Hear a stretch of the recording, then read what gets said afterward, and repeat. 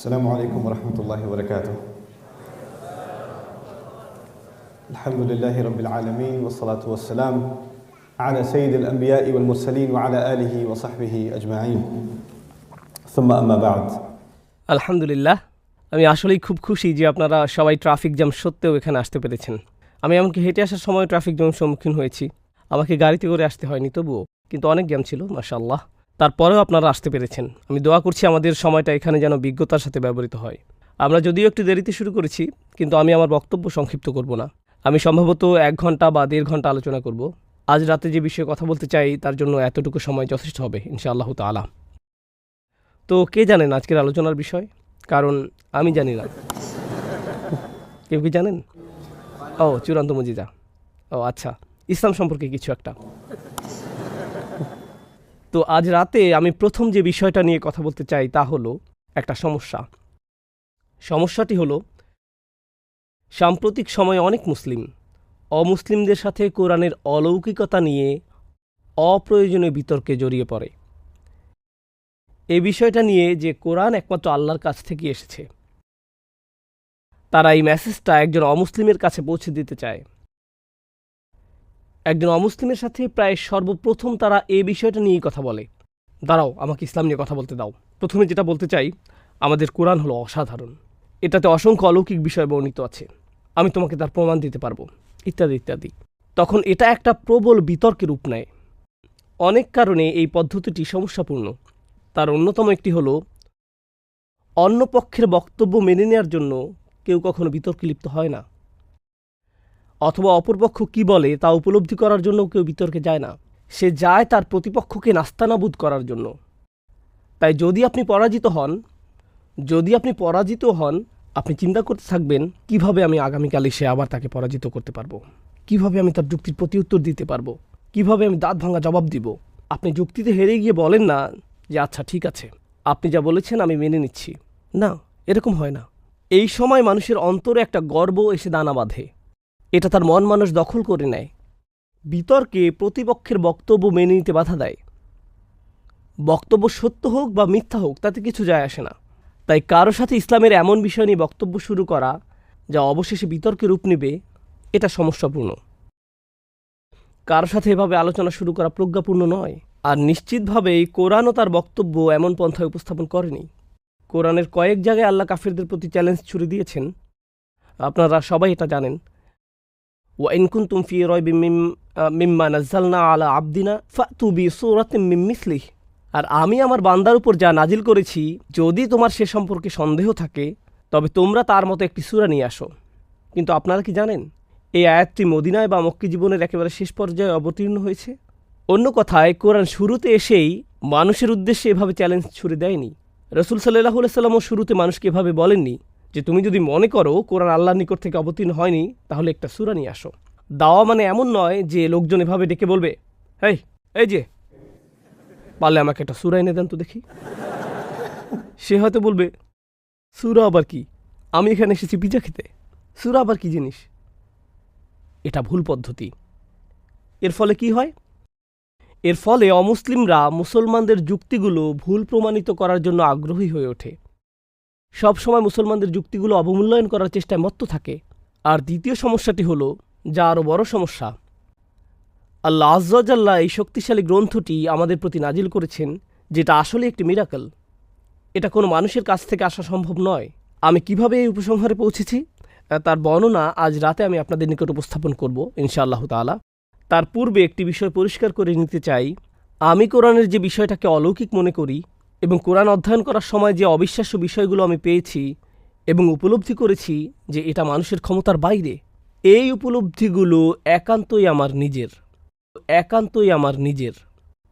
আমি কাউকে বলতে পারবো না যে এই কারণে কোরআন অলৌকিক, কারণ আমি শুধু আমার নিজের বুঝ নিয়ে কথা বলছি। আমি সর্বোচ্চ যা বলতে পারি তা হলো, কোরআনের অমুক অমুক বিষয়গুলোতে আমি খুবই চমৎকৃত। এই কারণেই কোরআন আমার নিকট অসম্ভব সুন্দর। আপনি হয়তো এই সৌন্দর্য দেখতে পারেন, আবার নাও দেখতে পারেন। কারণ আমার উপলব্ধির কারণে কোরআন অলৌকিক নয়। কোরআনের অলৌকিকতা আমার উপলব্ধির মাঝে সীমাবদ্ধ নয়। আমি যা জানতে পেরেছি এবং আমি যা জানি না তার চেয়েও এটা অনেক অনেক বেশি শক্তিশালী। এটা আমার চেয়ে বড়। তাই আমি যদি কোরআনের অলৌকিকতাকে আমার নিজস্ব উপলব্ধির সাথে সম্বন্ধযুক্ত করি, তাহলে আমি আসলে এর অলৌকিকতাকে সীমাবদ্ধ করে ফেলেছি। আর কোরআনের অলৌকিকতা অসীম, আমরা এটাকে সীমিত করতে পারি না। কেউ যদি আমার উপলব্ধির সাথে দ্বিমত পোষণ করেন, এটা কি সম্ভব যে আমার উপলব্ধি ভুল হতে পারে? হ্যাঁ, সম্ভব। তাই কেউ যদি আমার কোনো যুক্তি ভুল প্রমাণ করে, তাহলে তাদের এই চিন্তা করা উচিত নয় যে কোরআন ভুল প্রমাণিত হয়েছে। এই দুইটার মাঝে পার্থক্য আছে। তাই আমি আমার উপলব্ধিগুলো আপনাদের সাথে শেয়ার করতে পারি, এই কথা মনে রেখে যে আমার উপলব্ধিগুলো সীমিত, কিন্তু আল্লাহর কালাম নিখুঁত। আমাদেরকে এই দুইটা বিষয়ের মাঝে পার্থক্য বজায় রাখতে হবে। এখন আপনাদের এই ভূমিকা দেওয়ার পর আমাদেরকে কেন কোরআনের অলৌকিকতার প্রশংসা করতে হবে? এর ফলে কি পার্থক্য তৈরি হয়? আমরা তো এমনিতেই মুসলিম। আমার মনে হয় অন্ততপক্ষে উপস্থিত শ্রোতাদের অধিকাংশই মুসলিম। তাহলে আমরা তো ইতিমধ্যেই বিশ্বাসী। আমরা তো ইতিমধ্যে বিশ্বাস করি যে এই গ্রন্থ আল্লাহর কালাম। কোনো মানুষের পক্ষে এমন কিতাব রচনা করা অসম্ভব। মুহাম্মদ সাল্লাল্লাহু আলাইহি সাল্লাম এই গ্রন্থ রচনা করেননি, এটা আল্লাহর কিতাব। তাহলে এই আলোচনার অর্থ কি? আমরা এমনকি কেন এই বিষয়ে আলোচনা করতে যাচ্ছি? এই ইস্যুতে আলোচনা করারই বা কী দরকার? এই বিষয়ে আমি দুইটি বক্তব্য পেশ করতে চাই। কোরআনে এমন একজনের কথা আলোচনা করা হয়েছে যে যখন আমরা ঈমান নিয়ে চিন্তা করি, আমরা তার কথা চিন্তা করি। তিনি হলেন ইব্রাহিম আলাইহিস সালাম। ওয়াইদ ক্বালা ইব্রাহিম রব্বি আরিনি কাইফা তুহিল মাউতা। যখন ইব্রাহিম আলাইহিস সালাম আল্লাহকে বললেন, ইয়া আল্লাহ, আমাকে একটু দেখান আপনি কিভাবে মৃত্যু থেকে জীবিত করেন, কিভাবে আপনি এটা করেন। আল্লাহ আজ্জা ওয়া জাল্লা এর জবাবে তাকে যৌক্তিক একটা প্রশ্ন করেন। তিনি বলেন, তুমি কি বিশ্বাস করো না? তুমি কি এখনও বিশ্বাস করনি? তোমার কি ঈমান নেই? কারণ কারো এই বিষয়ে ঈমান থাকার পর কেন আবার বিষয়টা দেখতে চাইবে? আর ইব্রাহিম আলাইহিস সালামের ঈমানের কথা কি একবার চিন্তা করতে পারেন? কোথায় আমি, কোথায় আপনি, আর কোথায় ইব্রাহিম আলাইহিস সালামের ঈমান? তিনি আল্লাহকে বলেন, বালা, অবশ্যই, না না না, আমার ঈমান আছে। ওয়ালাকিন লিয়াতমাইন্না কলবি, কিন্তু দেখতে এজন্য চাইছি যাতে আমার অন্তর প্রশান্তি লাভ করতে পারে। অন্য কথায় কোনো মুসলিম, এমনকি কোনো নবীও যদি আল্লাহর অলৌকিক কোনো ঘটনা প্রত্যক্ষ করেন, তাদের অন্তরে এর একটি প্রতিক্রিয়া পরিলক্ষিত হয়, অন্তর প্রশান্তিতে পূর্ণ হয়ে যায়। আর এটি এই আয়াতের খুবই শক্তিশালী একটি শিক্ষা। ওয়ালাকিন্না লিয়াতমাইন্না কলবি। মুসলমানদের কোরআনের মিরাকেল নিয়ে অধ্যয়ন করা উচিত এবং আল্লাহর কালামের অলৌকিকতার তারিফ করা উচিত, কারণ এর ফলে অন্তর, বুদ্ধি নয়। আমরা মনে মনে ভাবি কোরআনের মিরাকল অধ্যয়ন করি বুদ্ধিবৃত্তিক প্রশান্তির জন্য, এবং এই অধ্যয়নের কারণে বিচার বুদ্ধির দৃষ্টিতে আমরা এর অলৌকিকতার ব্যাপারে সন্তুষ্ট হয়ে যাই। কিন্তু এই আয়াত বলছে এর ফলে আমাদের হৃদয় প্রশান্ত হয়ে যায়। এটি একটি আধ্যাত্মিক বাস্তবতা। যখন আপনি কোরআনের আশ্চর্যজনক অলৌকিকতা সম্পর্কে জানবেন, এর মাধ্যমে আপনি আল্লাহ আজ্জা ওয়া জাল্লার অসাধারণ মহিমা তারিফ করতে পারবেন। পরবর্তী সময় যখন আপনি বলবেন আল্লাহু আকবার, সেটা হবে ভিন্ন এক অনুভূতি। আগে এবং পরের অনুভূতি এক হবে না। আমি আমার সন্তানদেরকে মূসা আলাইহিস সালাম এবং নদী দুই ভাগ হওয়ার ঘটনাটি বলি। অসাধারণ একটা ঘটনা, পানির ভেতর দিয়ে হেঁটে যাওয়া।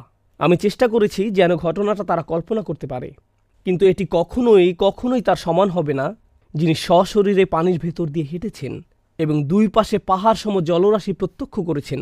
সেই ব্যক্তির অন্য ধরনের এক ঈমান ছিল তখন, কারণ তিনি একটি মুজিজা সরাসরি দেখেছেন। পরিমাণে সামান্য হলেও কোরআনের এই মুজিজা আমরা অনুধাবন করতে চাই। এখন আমি আপনাদেরকে আমার ব্যক্তিগত কিছু বিষয় বলতে চাই, আর তারপর আপনাদের সাথে কোরআন থেকে কয়েকটি উদাহরণ শেয়ার করতে চাই। আমার কাছে এখানে 5 থেকে 6টি উদাহরণ আছে। আশা করছি আজকের এই সবগুলো উদাহরণ নিয়ে আলোচনা সমাপ্ত করতে পারবো ইনশাআল্লাহ তাআলা। মনে হচ্ছে আমি এই জায়গাতে বন্দী হয়েছি। কেউ কি এটা চালু করতে সাহায্য করতে পারবেন? ও আচ্ছা, এটা সচল আছে, এখন হাঁটাচলা করা যাবে। আমি এটা টেস্ট করছিলাম আর মনে হচ্ছিল এর মধ্যে একটা নাশিদ বাজছে। ব্যক্তিগতভাবে সর্বপ্রথম কোরআনের যে বিষয়টি আমার মধ্যে আগ্রহ তৈরি করে তা হলো কোরআনের মেসেজ, অর্থাৎ আল্লাহ আমাকে কি বলছেন, আল্লাহ আমার জন্য কি পথ নির্দেশ দিচ্ছেন। তো আমার মতে আপনার সাথে এবং আমার সাথে কোরআনের সম্পর্কের 1 নম্বর বিষয়টি হলো কোরআনের মেসেজ। এটাই আমার কৌতূহল তৈরি করে আরবি ভাষা শিক্ষার জন্য। এই কৌতূহল থেকেই আমি কোরআন সম্পর্কে আলোচনা শুনতে শুরু করি, তাফসির গ্রন্থগুলো পড়তে শুরু করি।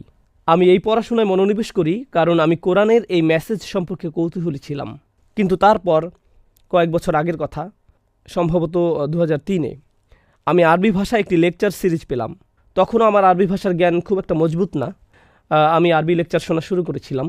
তখন লেকচারগুলোর 30% মতো বুঝতাম, কিন্তু তারপরেও লেকচার শোনা বাদ দিইনি, নিয়মিত শুনে যাচ্ছিলাম আর নোট করছিলাম। তো আমি আরবিতে তারেক সুয়াইদানের এজাজুল কোরআন শুনছিলাম।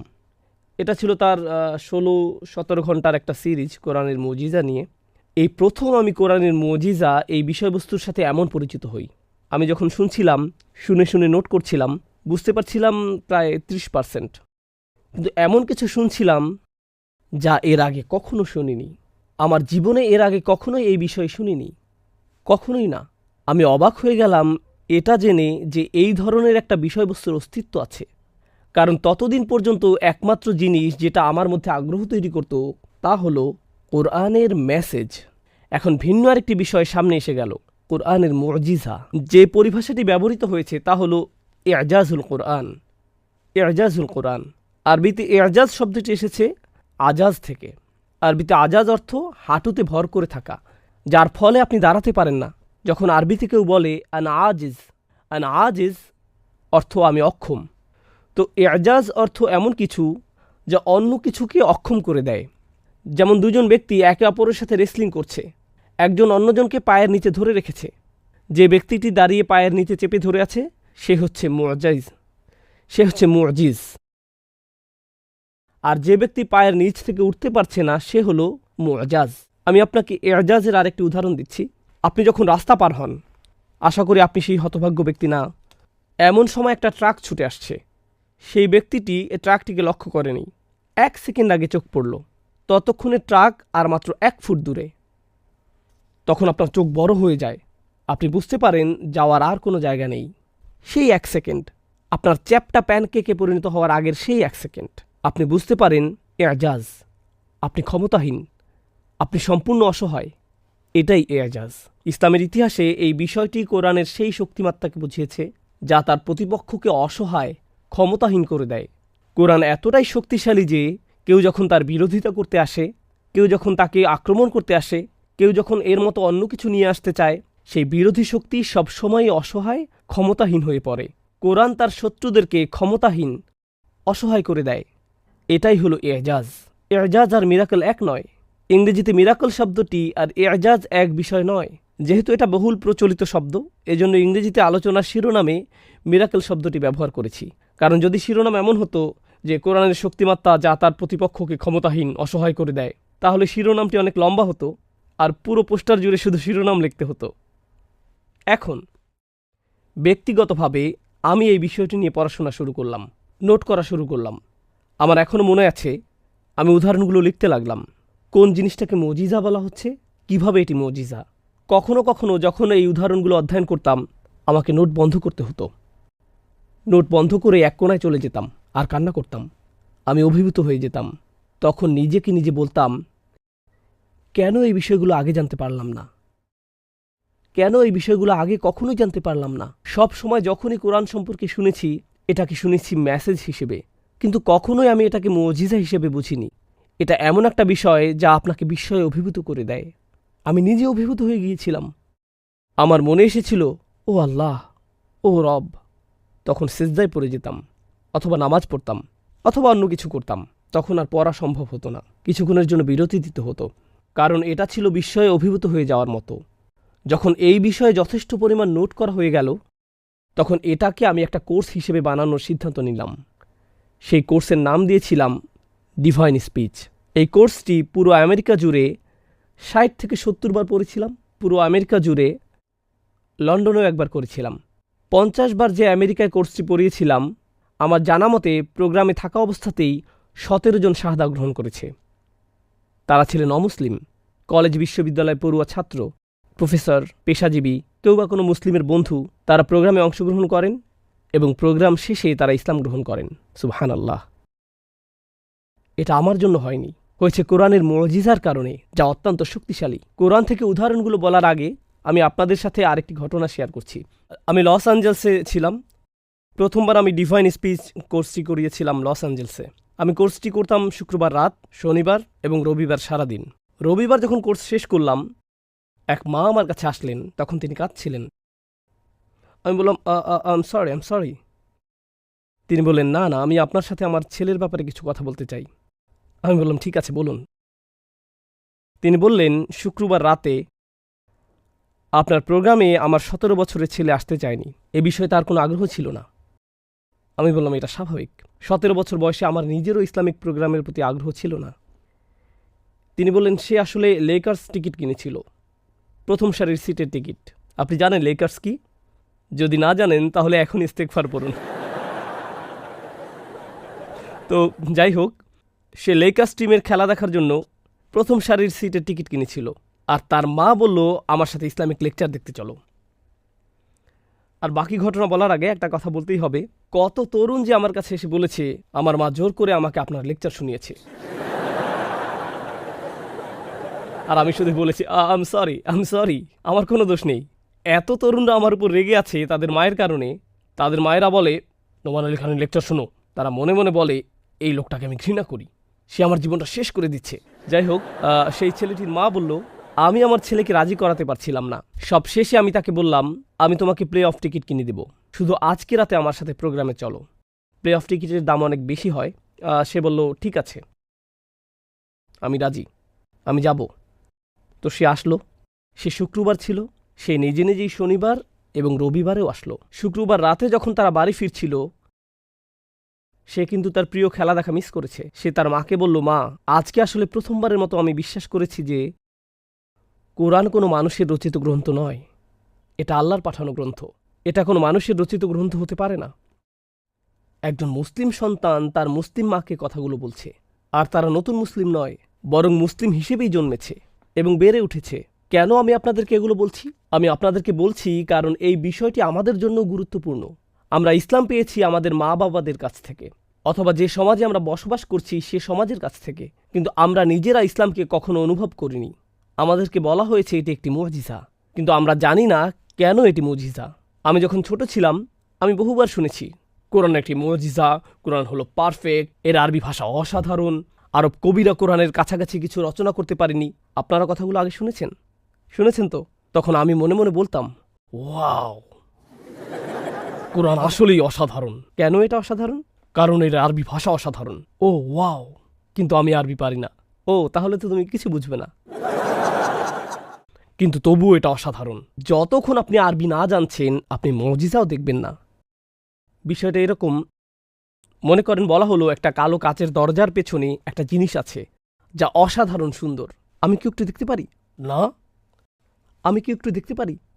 তুমি নিজের দিকে একবার তাকাও, যাও আগে আরবি শিখে এসো।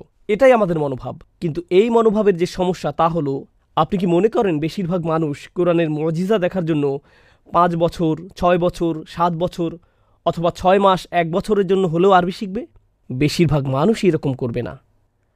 আমাদেরকে কোরআনের এই মেসেজ মানুষের মাতৃভাষাতেই পৌঁছে দিতে হবে। আমাদেরকে এটা বলা বন্ধ করতে হবে যে যতক্ষণ তুমি আরবি না শিখছ, হ্যাঁ, তোমার পক্ষে এটা বোঝা সম্ভব না। তবে ব্যক্তিগতভাবে আমি বিশ্বাস করি, এই গ্রন্থ থেকে আল্লাহর সত্যিকারের মুজিজার সন্ধান পেতে হলে আপনাকে আরবি ভাষায় কিছুটা জ্ঞান রাখতে হবে। এজন্য এটাকে আমার নিজের দায়িত্ব হিসেবে নিয়েছি যে যতটুকু সম্ভব আমি আমার নিজের ভাষায় এটাকে বোঝানোর চেষ্টা করব। 100% বোঝাতে না পারি, যদি 2%ও বোঝাতে পারি, এটা একেবারে না বোঝার চেয়ে ভালো। আসলে এটুকুই অনেক। এরপর আমি যত এই বিষয়ে অধ্যয়ন করেছি, অল্লাহি ততবারই আমার মনে হয়েছে মানুষের এই বিষয়টি জানা দরকার। এই গ্রন্থের সৌন্দর্য মানুষের অনুধাবন করা উচিত। ব্যক্তিগতভাবে আমি একজন ভাষার ছাত্র। আমার আকর্ষণের বিষয়বস্তু হল ভাষাবিজ্ঞান, ব্যাকরণ, সাহিত্য, সাহিত্যিক বিশ্লেষণ। এজন্য আমি কোরআন অধ্যয়ন করি ভাষাবিজ্ঞানের দৃষ্টিকোণ থেকে। তো আজকে আমি আপনাদের সাথে ভাষাবিজ্ঞানের দৃষ্টিকোণ থেকে কোরআনের অনন্য অসাধারণ কিছু বিষয় আলোচনা করব। ভাষাগত দৃষ্টিকোণ থেকে, বৈজ্ঞানিক দৃষ্টিকোণ থেকে নয়, আইনগত দৃষ্টিকোণ থেকে নয়, আকীদাগত দৃষ্টিকোণ থেকেও নয়। এই দৃষ্টিকোণগুলো ঠিক আছে, তবে তাদের আলাদা নিজস্ব ক্ষেত্র আছে। আজকে শুধু আপনাদের সাথে আলোচনা করতে চাই কিভাবে আল্লাহ কিছু বিষয় নিয়ে কথা বলেছেন। তো আমি আপনাদের সাথে এই বিষয়ে বিভিন্ন ধরনের 6 থেকে 7টা উদাহরণ আলোচনা করব। আর আমার আশা আছে সামনের বছর আবার সম্পূর্ণ ডিভাইন স্পিচ সিরিজটা আপনাদের সাথে নিয়ে করব ইনশাআল্লাহ তাআলা। এটাই আমার নিয়ত ইনশাআল্লাহ তাআলা। ওকে, তো প্রথম উদাহরণ, আপনারা কখনো ভুট্টার মোচা দেখেছেন? ভুট্টা ছাড়া অন্য গাছেরও এই ধরনের আবরণ থাকে যা আপনারা ছাড়িয়ে নেন। যখন এই আবরণ ছাড়ান, ভিতরে শস্য দেখতে পান। চিনতে পারছেন আমি কিসের কথা বলছি? এই মোচাকে আরবিতে বলা হয় সুম্বুলাহ। আপনারা ভালোভাবে বুঝছেন কিনা তা বোঝার জন্য আমি আপনাদেরকে আমার সাথে সাথে জিজ্ঞেস করব। ওকে, শস্যের মোচাকে কি বলা হয়? সুম্বুলাহ। সুম্বুলাহ এটা পুরো একটা মোচা যার ভেতরে শস্য থাকে। এটা ভুট্টাও হতে পারে, আবার অন্য শস্যও হতে পারে। যখন আপনি আবরণটি ছাড়ান আর ভিতরে অনেকগুলো শস্য দেখতে পান, এটাকে বলা হয় সুম্বুলাহ। ওকে, এখন আমি যদি ইংরেজিতে বলি কার, এর বহুবচন কি? Cars. House, mouse, mouses, mice. কিন্তু সাধারণ ইংরেজিতে কোনো শব্দকে যখন বহুবচন করতে চান তখন শব্দের শেষে এস যোগ করেন। সাধারণত এরকমই হয়। হাউসের ক্ষেত্রে এই নিয়ম ঠিক আছে, কিন্তু মাউসের ক্ষেত্রে এটা কাজ করে না। এ প্রসঙ্গে একটা কৌতুক বলি, যদি না হাসেন তাহলে কিন্তু আমাকে বিদায় নিতে হবে এখান থেকে। আমি অর্থনীতি পড়েছিলাম, জানি না কেন পড়েছিলাম অর্থনীতি। আমি ম্যাক্রো ইকোনমিক্স পড়েছিলাম যখন কলেজে ছিলাম। আমাদের টিচার ছিলেন একজন চাইনিজ, যিনি তখন পিএইচডি করছিলেন নিউ ইয়র্ক সিটিতে। তিনি ছিলেন ম্যাক্রো ইকোনমিক্স টিচার। তিনি চাইনিজ উচ্চারণ ভঙ্গিতে ইংরেজি বলতেন। ক্লাসে ছাত্র সংখ্যা ছিল 300। আমার জীবনের সেরা ঘুম ঘুমিয়েছিলাম ওই কোর্সে। যাই হোক, তিনি যখন আমাদেরকে লেকচার দিতেন আমরা অনেক মনোযোগ দিয়ে শুনেও কিছুই বুঝতাম না। শুধু তখনই বুঝেছি যখন তিনি বললেন আগামীকাল পরীক্ষা। তো পুরো ক্লাসের 300 ছাত্র মিলে আমরা ডিপার্টমেন্টে দরখাস্ত দিলাম, প্লিজ আমরা পরীক্ষা দিতে পারবো না, এই ব্যক্তির কথা আমরা কিছুই বুঝি না। তো সেই শিক্ষক খুবই রেগে গেলেন, তিনি পুরো ক্লাসের উপর রেগে গেলেন। তো পরের দিন ক্লাসে আসলেন, তিনি একটা পাওয়ার পয়েন্ট প্রেজেন্টেশন দিলেন। প্রেজেন্টেশনের শিরোনাম ছিল ইংরেজি ভাষার প্রতি প্রফেসর লাংয়ের অভিযোগের লিস্ট। তিনি বললেন, তোমরা আমার ইংরেজি নিয়ে কমপ্লেন করছো, আমি এখন কমপ্লেন করছি ইংলিশ ভাষা নিয়ে। তো তিনি বললেন ইংলিশ কোনো যুক্তিসঙ্গত ভাষা নয়, বিশেষত ইউএসএতে। যেমন আমরা গাড়ি ড্রাইভ করি পার্কওয়েতে, আবার পার্ক করি ড্রাইভওয়েতে। হাউসের বহুবচন কি? মাউসের বহুবচন মাইস, কিন্তু হাউসের বহুবচন হাইস নয়। আবার টুথ হয় টিথ, কিন্তু বুথ আবার বিথ হয় না। তো সেই টিচার এরকম অভিযোগের লিস্ট দিলেন আর পুরো 45 মিনিট ধরে সবগুলো অভিযোগ বর্ণনা করলেন। এটা ছিল আমার জীবনের সেরা ইকোনমিক্স ক্লাস। যাই হোক, যে বিষয়টা আমি আপনাদেরকে বোঝাতে যাচ্ছি, সুম্বুলাহ হলো একবচন, সুম্বুলাত হলো বহুবচন। বহুবচন, কিন্তু আরবি ভাষায় চমৎকারিত্ব এখানেই, কারণ আরবিতে একের অধিক বহুবচন থাকতে পারে। এটা অদ্ভুত। যেমন ইংরেজিতে বহুবচনে কার্স আবার কার্সেস হয় না। বুক এর বহুবচন বুকস, কিন্তু বুক বুকসেস আবার বুকসেস এমন হয় না। তবে আরবি ভাষায় একটি শব্দের জন্য রয়েছে অনেকগুলো বহুবচন। আমি আপনাদেরকে একটা উদাহরণ দিচ্ছি, কাফির, কাফিরুন। অন্য কোনো বহুবচন? কুফার, নবী, নবিয়ুন। আরেকটি কি? আম্বিয়া। একাধিক বহুবচন। আরবি ভাষায় এরকমেরই। তো আরবি ভাষায় সুম্বুলাহ এটা এক বচন, বহুবচন কি? সুম্বুলাত। আরেকটি বহুবচন আছে সানাবিল, সানাবিল। এই ভোকাবুলারিগুলো আপনাদেরকে আমি শিখাচ্ছি কোনো নোট করা ছাড়া। আর আপনি যদি ভাইদের মধ্য থেকে হন আপনি নোট করবেন না, এটাই স্বাভাবিক। যদি বোনদের মধ্যে হন সম্ভাবনা আছে যে আপনি কিছুটা হলেও নোট করছেন। তবে সুম্বুলাহ হলো এক বচন। এখন আমি দর্শকদের কাছে জানতে চাই এর বহুবচন কি? সুম্বুলাত। অন্য বহুবচনটি কি? সানাবিল। এখন আসছে আসল রহস্য। আরবি ভাষার এরকম একটা নিয়ম আছে, আমি মজা করছি না, সত্যি বলছি। আরবি ভাষার এরকম একটা নিয়ম আছে, কোনো বস্তু এক বচন হতে পারে, বহুবচন হতে পারে, আবার সুপার বহুবচনও হতে পারে। আরবরা ব্যবহার করে এক বচন, বহুবচন এবং সুপার বহুবচন। সুম্বুলাহ হলো এক বচন, সুম্বুলাত বহুবচন, সানাবিল কি? সুপার বহুবচন। তো বেশি শক্তিশালী বহুবচন কোনটি? সানাবিল। আপনারা আমার সাথে আছেন তো? এখন আসুন কোরআনের কাছে যাই। সূরা বাকারাতে আল্লাহ আযজা ওয়া জাল্লা বলছেন, মাসালুল্লাযীনা ইউনফিকুনা আমওয়ালাহুম ফী সাবিলিল্লাহ কামাসালি হাব্বাতিন আম্বাতাত সাবআ সানাবিল। সাবআ সানাবিল, এটা কি সাধারণ বহুবচন নাকি সুপার বহুবচন? আমি ভুলে গেছি, আপনাদেরকে বলতে হবে। এটা সুপার বহুবচন। ওকে, যখন আমরা সূরা ইউসুফ খুলি, শুধুমাত্র এখানেই আরেকবার বহুবচন এসেছে। আল্লাহ আজ্জা ওয়া জাল্লা বলছেন, ওয়াকাল আল মালিকু ইন্নী আরা সাবআ বাকারাতিন সিমানিন ইয়াকুলুহুন্না সাবউন ইজাফুন ওয়া সাবআ সুম্বুলাতিন। সুম্বুলাত, এটা কি একবচন, বহুবচন নাকি সুপার বহুবচন? এটা কি? দুর্বল বহুবচনটি ব্যবহৃত হয়েছে সূরা ইউসুফে, আর শক্তিশালী বহুবচন ব্যবহৃত হয়েছে সূরা বাকারায়। আর জানেন অদ্ভুত বিষয়টি হলো, সূরা বাকারায় আল্লাহ বলছেন 7টি মোচার কথা, সাবআ সানাবিল। সাবআ উভয় স্থানেই 7টি। আবার সূরা ইউসুফের বাংলা অনুবাদে বলা হয়েছে 7টি শস্যের মোচা। 2টি নম্বরই সমান সমান, এখানেও 7, ওখানেও 7। তাহলে কিভাবে একটি শক্তিশালী অন্যটি দুর্বল? একটি 75 আর অন্যটি যদি 7 হতো, তাহলে বোঝা যেত যে একটি বেশি শক্তিশালী আর অন্যটি দুর্বল। কিন্তু গাণিতিক হিসাবের বিবেচনায় বলতে গেলে উভয় নম্বরই কি? সমান। এখন সূরা বাকারার বাংলা অনুবাদে বলা হয়েছে 7টি শস্যের মোচা, আবার সূরা ইউসুফের বাংলা অনুবাদে বলা হয়েছে 7টি শস্যের মোচা। 2টি অনুবাদই সেম, 2টি অনুবাদের মধ্যে কোনো পার্থক্য নেই। কিন্তু আল্লাহ বাছাই করেছেন সূরা বাকারার জন্য শক্তিশালী বহুবচন আর সূরা ইউসুফের জন্য দুর্বল বহুবচন। কেন? কেন? যখন আমরা সূরা বাকারা পড়ি, আল্লাহ বলেছেন, আল্লাহর রাস্তায় যারা ব্যয় করে তাদের দৃষ্টান্ত হচ্ছে একটি শস্যের মতো যা জন্ম দেয় 7টি শস্যের মোচা, আর প্রতিটি মোচার ভিতরে ফি কুল্লি সুম্বুলাতিন মিয়াতু হাব্বাতিন রয়েছে 100টি করে শস্য। আল্লাহু ইউদাইফু লিমান ইয়াশা, আর আল্লাহ যাকে ইচ্ছা করেন বহুগুণে বৃদ্ধি করে প্রতিদান দেন। আয়াতের বিষয়বস্তু অনুযায়ী আপনি নিচ্ছেন একটি শস্য আর এর থেকে বানাচ্ছেন 7টি শস্য। 7টির প্রতিটি থেকে আবার হচ্ছে 100টি শস্য।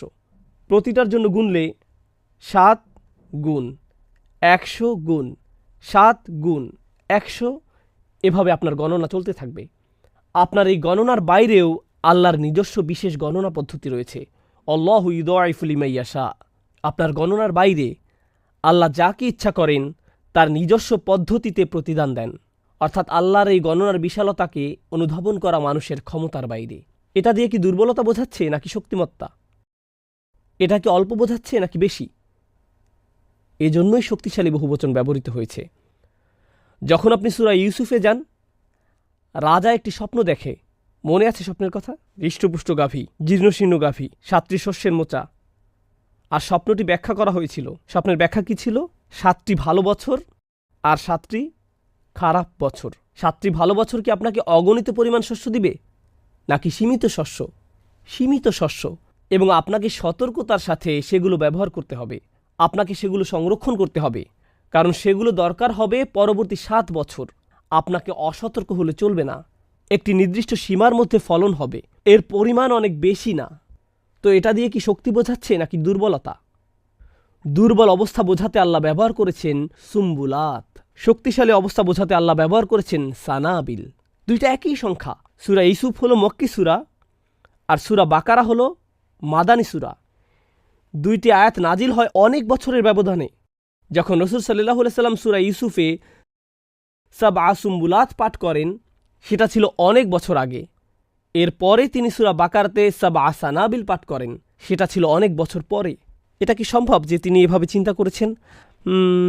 অনেক বছর আগে আমি বলেছিলাম সাবআ সুম্বুলাত, এখন সাবআ সানাবিল বলা উচিত, কারণ এটা এখানে বেশি মানানসই। মানুষ হিসেবে কি এটা আমাদের পক্ষে সম্ভব? সুবহানাল্লাহ!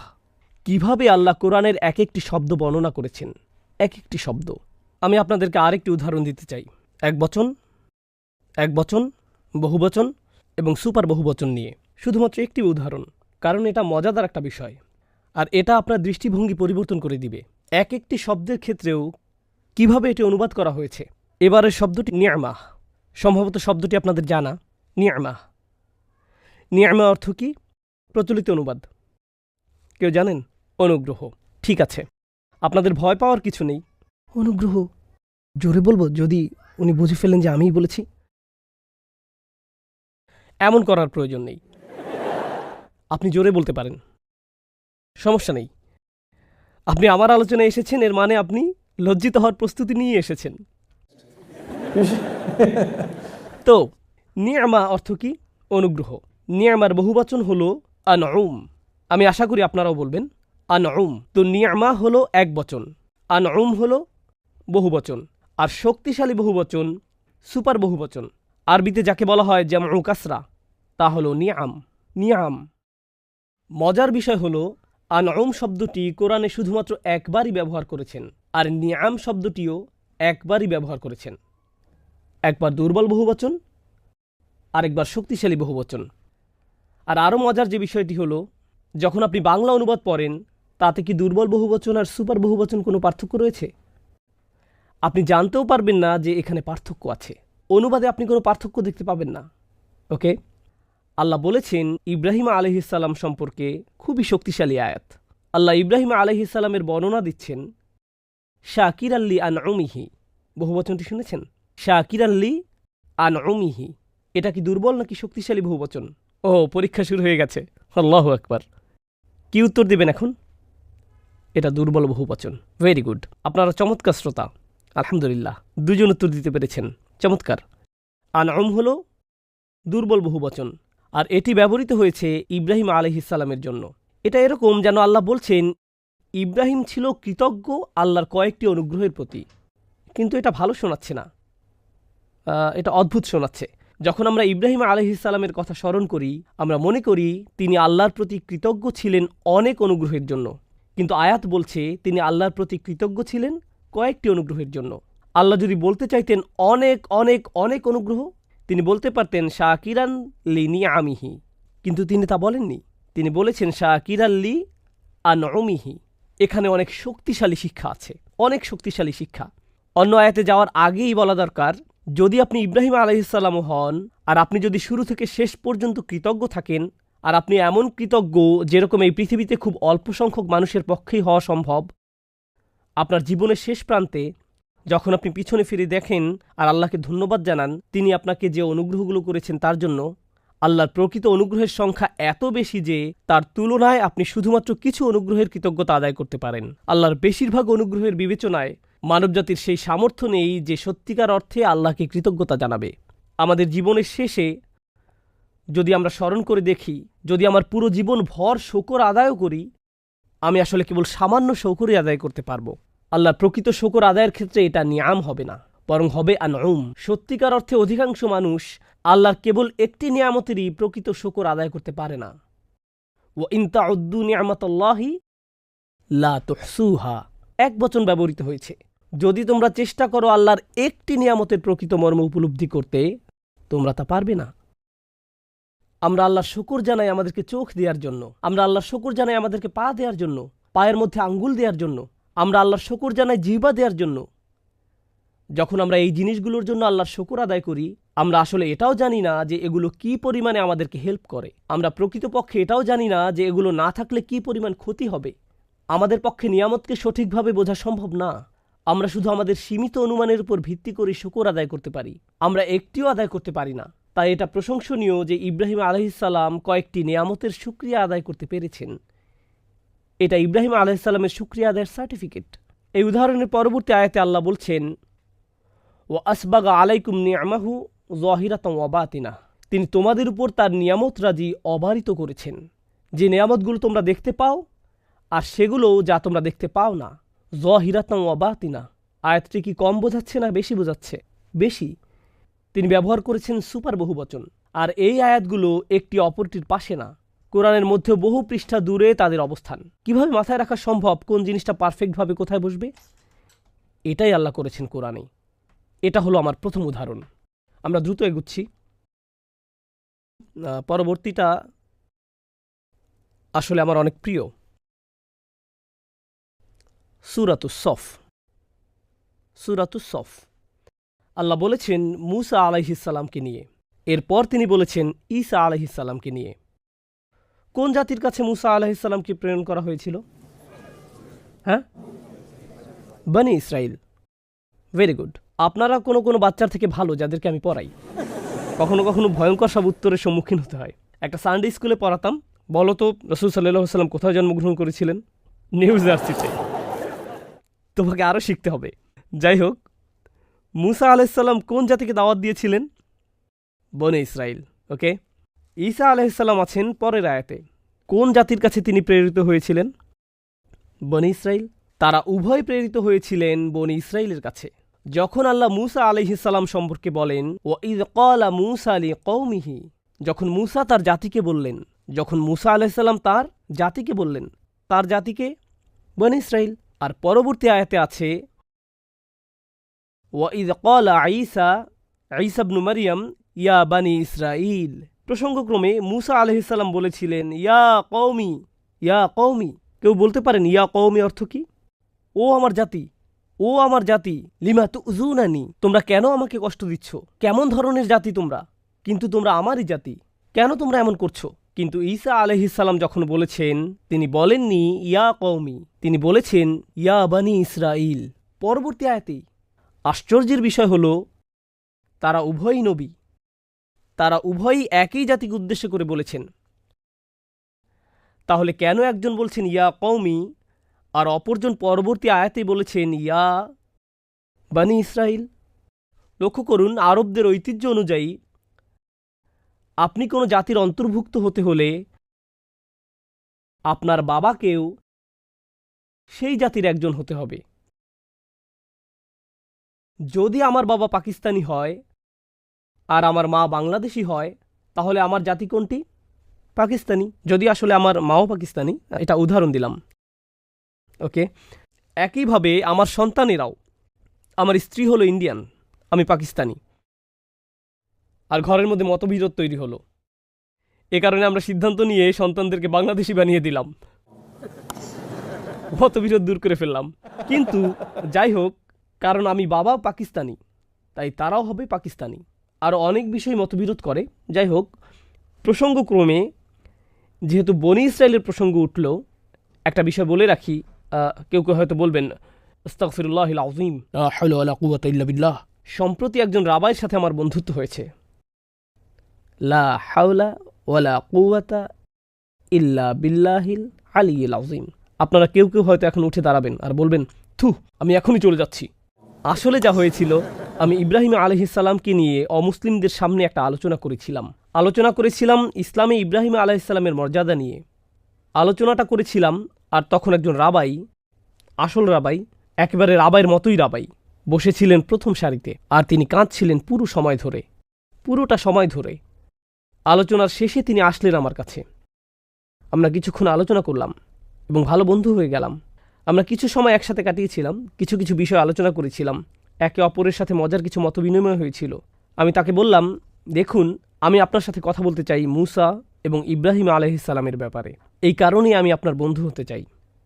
আমি আপনার সাথে কথা বলতে চাই মুসা এবং ইব্রাহিম আলাইহিস সালামের ব্যাপারে, কারণ আমার রব কোরআনে আপনার জাতির বিষয়ে অনেক আলোচনা করেছেন।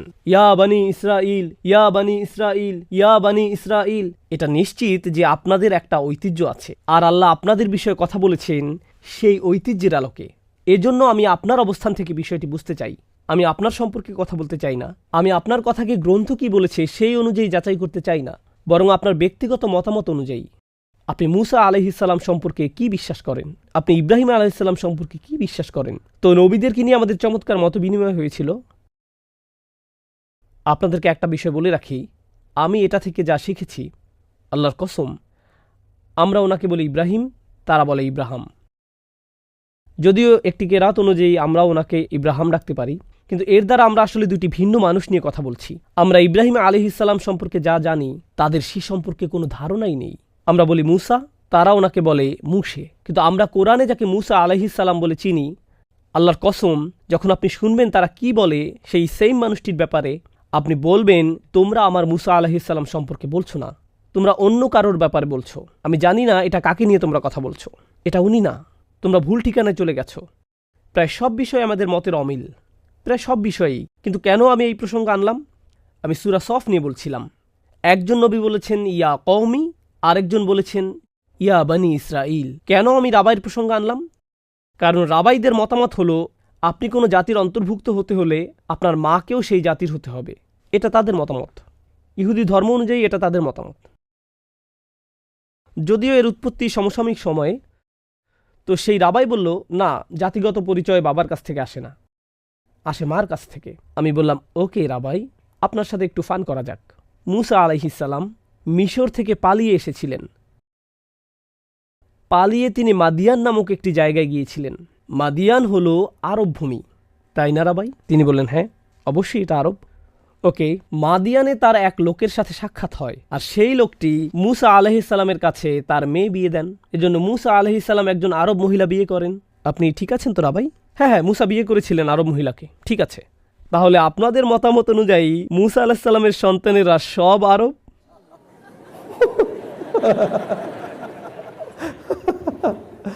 সে বলল, আমাকে একটু যেতে হবে। জাতিগত পরিচয় আসে কার কাছ থেকে? বাবার কাছ থেকে। এজন্যই রাবাই, আপনারা নিজেদেরকে বলেন বনি ইসরায়েলের সন্তান। আপনারা নিজেদের জাতিকে মায়ের নামে ডাকেন না, বরং বাবার নামে ডাকেন। সমগ্র মানব জাতিকে কার সন্তান বলা হয়? আদম সন্তান, হাওয়া না। আমরা আমাদেরকে বলি বনি আদম। কেন? কারণ পরিচয় আসে কার কাছ থেকে? বাবার থেকে। এটা এভাবেই চলে আসছে, আদম থেকে শুরু, তখন থেকে এভাবেই চলে আসছে। এখন আমাদের আলোচনায় ফিরে আসি। কোনো জাতির অন্তর্ভুক্ত হতে হলে কাকে সেই জাতির হতে হবে? বাবাকে। যখন মুসা আলাইহিসসালাম বলেন ইয়া কওমি, জানেন তিনি কি বলেছেন? তোমরা আমার জাতি, কারণ আমার বাবা তোমাদেরই একজন। কোরআনে ঈসা আলাইহিসসালাম একবারও বলেননি ইয়া কওমি, একবারও বলেননি ইয়া কওমি। তিনি সবসময় কি বলেছেন? ইয়া বনি ইসরাইল। তিনি ইয়া কওমি বলতে পারেন না, কারণ যদি তিনি বলেন ইয়া কওমি, তাহলে এটা বলা হয় যে আমার বাবা তোমাদের একজন। কিন্তু এক্ষেত্রে সমস্যা হলো তার কোনো বাবা ছিল না, এজন্যই তিনি বলতে পারেন না ইয়া কওমি। তিনি শুধু বলতে পারেন ইয়া বনি ইসরাইল। ঈসা আলাইহিসসালামের পিতাবিহীন অলৌকিক জন্মকে বাইবেলের চেয়েও কোরআনে ভালোভাবে উপস্থাপন করা হয়েছে, ইয়া বনি ইসরাইল। এটাকে বলা যায় শব্দের যথাযথ ব্যবহার, যা মানুষের ক্ষমতার বাইরে। আল্লাহর আলাদা একটা সূরা নাজিল না করলেও চলতো, যার বিষয়বস্তু ঈসা আলাইহিসসালামের বাবা ছাড়া জন্মগ্রহণ। আর ঈসা আলাইহিসসালামকে নিয়ে ইয়া বনি ইসরাইল বলানোই যথেষ্ট ছিল, এটাই যথেষ্ট। পরিচয় আসে কার কাছ থেকে? বাবার থেকে। এজন্যই আমরা রাসূল সাল্লাল্লাহু আলাইহি ওয়াসাল্লামের ক্ষেত্রে বলি মুহাম্মাদুন ইবনে আব্দুল্লাহ, মুহাম্মদ ইবনে আব্দুল্লাহ। ঠিক আছে? উদাহরণস্বরূপ আমরা বলি ওমর ইবনুল খাত্তাব, কিন্তু আমরা বলি ঈসা ইবনু ও আল্লাহ ব্যতিক্রম করেছেন, কারণ এক্ষেত্রে পুরুষ কোনো পরিচয় নেই, ওনার কোনো বাবা নেই। এজন্যই আপনাকে বলতে হবে কি? মারিয়াম। এছাড়া আর কোনো মানুষ নেই যেখানে তার নাম নিয়ে আপনি বলবেন ইবনু, এরপর বলবেন কোনো মহিলার নাম। একমাত্র ব্যতিক্রম ঈসা আলাইহিসসালাম, কারণ এটা আমাদের বিশ্বাসের অংশ যে ওনার কোনো বাবা নেই। এজন্যই আপনাকে বলতেই হবে ইবনু মারিয়াম। এর মাধ্যমে মরিয়ম সালামুন আলাইহাকে সম্মানিত করা হয়েছে, আর এর মাধ্যমে ঈসা আলাইহিসসালামের পিতাবিহীন অলৌকিক জন্মকে আবারও সত্যায়িত করা হয়েছে।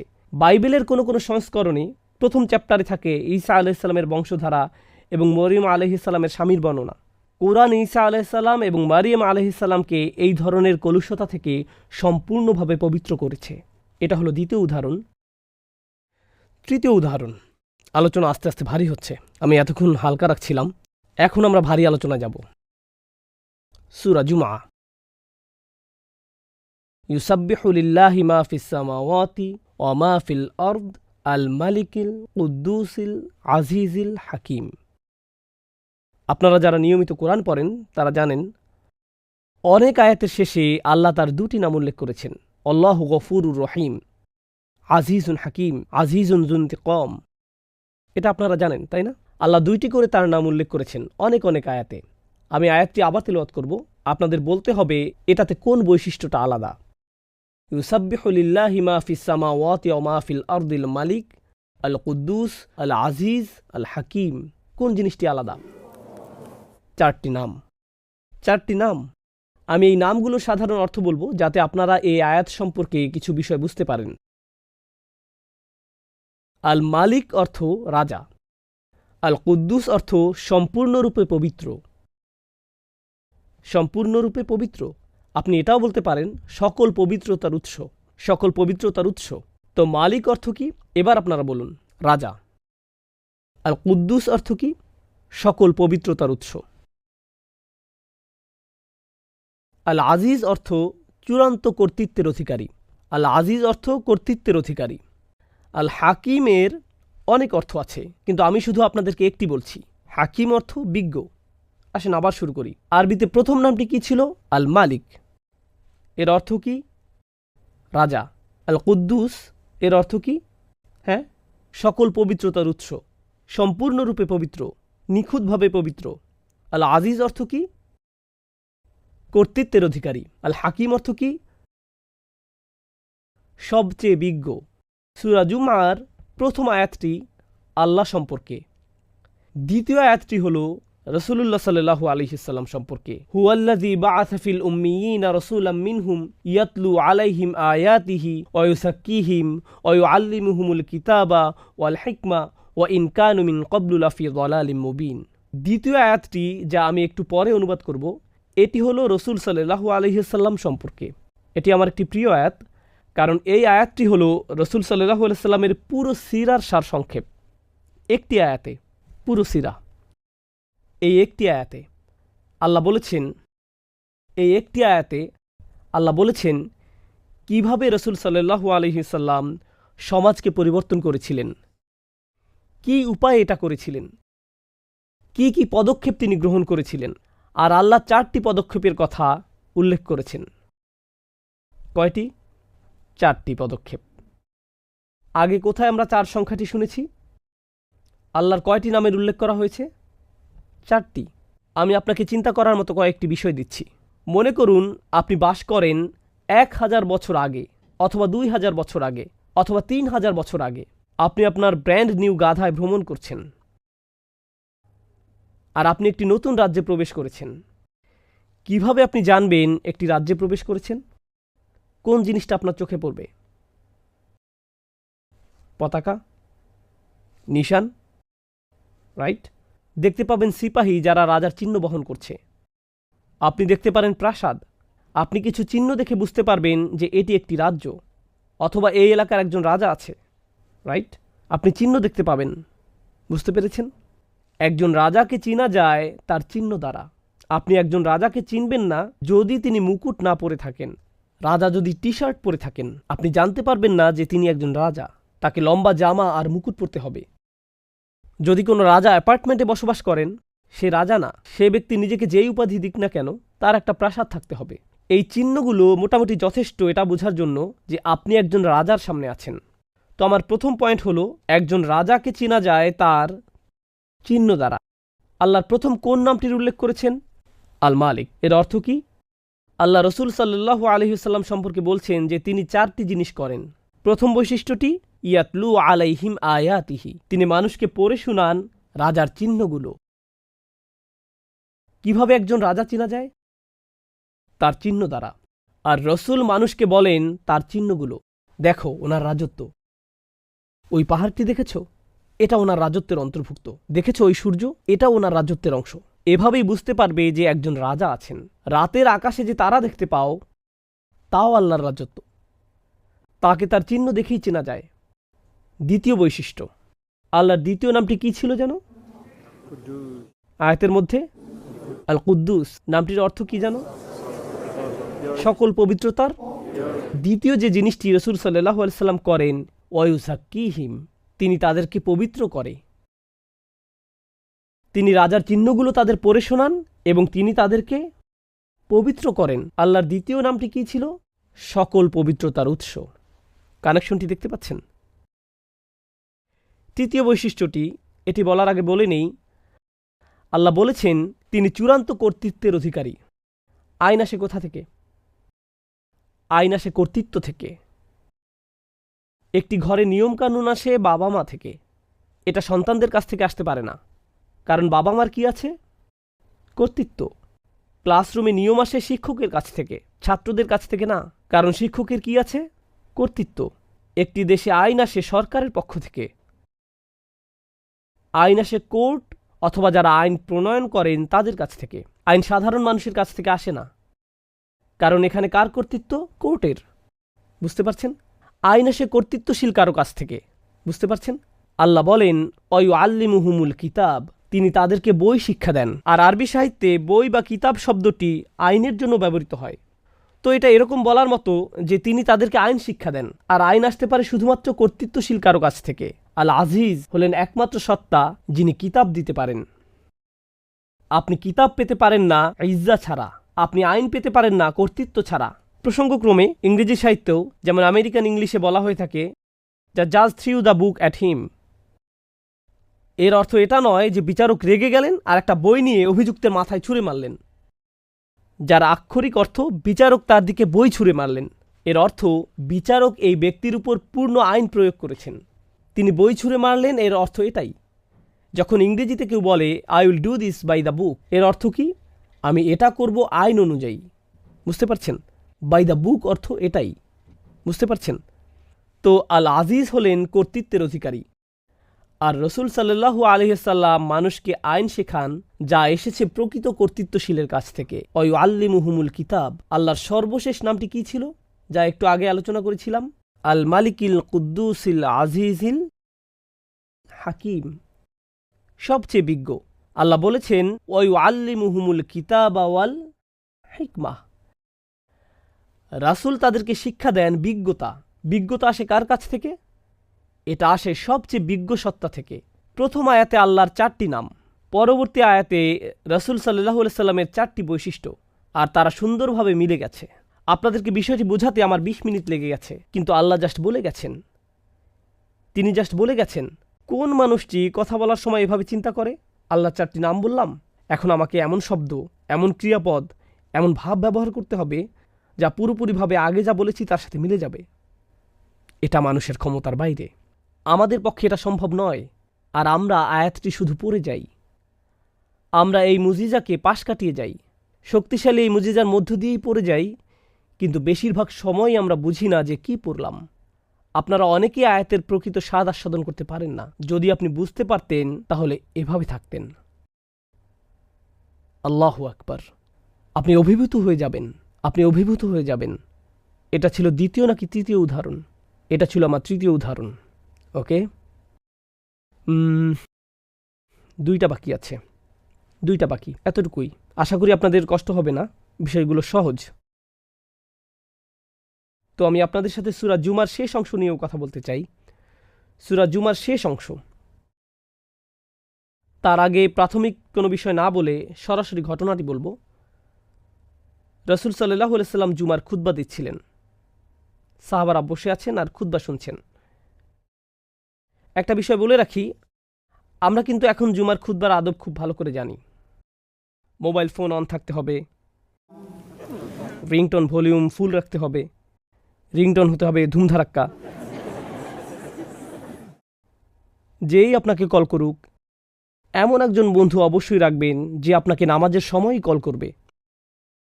তো এই যুগে খুতবার জন্য আমাদের নির্ধারিত কিছু আদব আছে যা আমাদেরকে অনুসরণ করতেই হবে, আলহামদুলিল্লাহ। আর আমরা খুব ভালোভাবে সেগুলো পালন করছি, মাশাআল্লাহ। আর অবশ্যই কিছু কিছু লোক থাকবেন যাদের এত বেশি তাকওয়া যে যখন নামাজে দাঁড়ান আর তাদের ফোন বেজে ওঠে আর রিংটোনে বেজে ওঠে হিন্দি গান, তাদের এত বেশি তাকওয়া যে হাতটি পকেটে নিয়ে ফোন বন্ধ করতে পারেন না। ফলশ্রুতিতে আমরা সম্পূর্ণ গানটি উপভোগ করতে বাধ্য হই।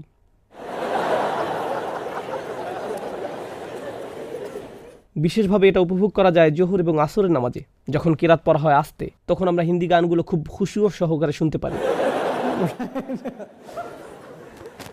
সেরা। তো আমরা খুতবার আদব জানি, অথবা কমপক্ষে আমাদের জানা উচিত। আমরা অবশ্যই সবার শেষে যাওয়ার চেষ্টা করব। চেষ্টা করবেন এমন সময় যেতে যাতে দ্বিতীয় রুকু ধরতে পারেন। ফলে আপনি অ্যাকাউন্টিংয়ের নীতি লাইফও লাস্ট ইন ফার্স্ট আউট নীতিটি অনুসরণ করতে পারবেন। এটাও নিশ্চিত করবেন যে আপনার গাড়িটি এমনভাবে পার্ক করবেন যাতে অন্য কেউ বের হতে না পারে। এগুলো হলো খুতবার নীতিমালা, যা আপনাদেরকে অবশ্যই পালন করতেই হবে। মাশাআল্লাহ, আপনাদের সবারই নিয়মগুলো জানা আছে। তো যাই হোক, খুতবার প্রকৃত আদব তখনও নাজিল হয়নি যে আপনাকে মসজিদে বসতে হবে, কিছু সময় থাকতে হবে, খুতবা নামাজেরই অংশ। এই বিষয়গুলো তখনও নাজিল হয়নি। কিন্তু তবুও সাহাবারা বসতেন এবং খুতবা শুনতেন। তো বিষয় হলো, এই মুহূর্তে আমরা এই ফোরামে